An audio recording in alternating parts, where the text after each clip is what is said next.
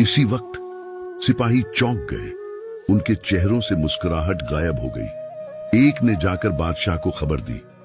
बादशाह, जो निकाह के कमरे में बैठा था, नाराजगी से बोला, कौन गुस्ताख है जो मेरे खुशी के दिन मुझे रोकता है।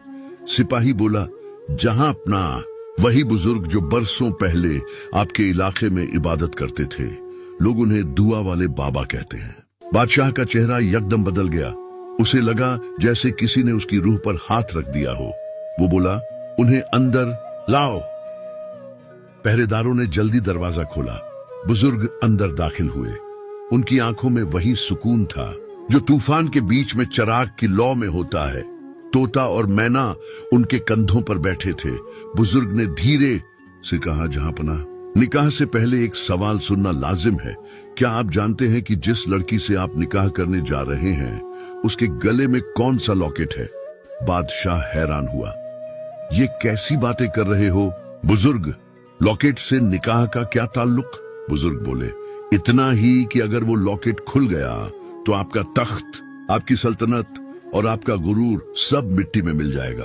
महल में सन्नाटा छा गया। शमय जैसे लर्जने लगी। खुशबू जो पर्दे के पीछे बैठी थी दिल पकड़ कर रह गई। उसके गले में वाकई वही लॉकेट था जो उसने कभी खोला ही नहीं था। बुजुर्ग ने आसमान की तरफ देखा और कहा, या रब, अब फैसला तेरा है। आज सच और जुल्म आमने सामने खड़े हैं। महल की दीवारों पर लटके चराग जैसे सिमट गए थे।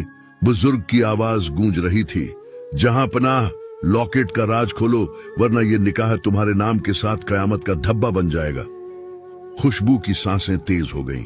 बादशाह ने हैरान होकर पूछा, बाबा, तुम्हारी बातों से मेरा दिल लर्जने लगा है। क्या राज छुपा है उस लॉकेट में? बुजुर्ग आगे बढ़े और बोले, ये वही लॉकेट है जो तुम्हारी बेटी के गले में तुम्हारी बीवी ने उस वक्त डाला था जब तुमने उसे कुएं में फेंका। ये वही बच्ची है जिसे तुमने मौत के हवाले किया था, मगर अल्लाह ने बचा लिया और आज तुम उसी से निकाह करने जा रहे थे। महल में सन्नाटा छा गया। बादशाह लरज गया। उसने लॉकेट खोला तो अंदर बादशाह और मल्लिका की तस्वीर थी। खुशबू के हाथ से लॉकेट गिर गया। वो कांपती आवाज में बोली, तो मेरा बाप है, वही जालिम जिसने मुझे कुएं में फेंका था।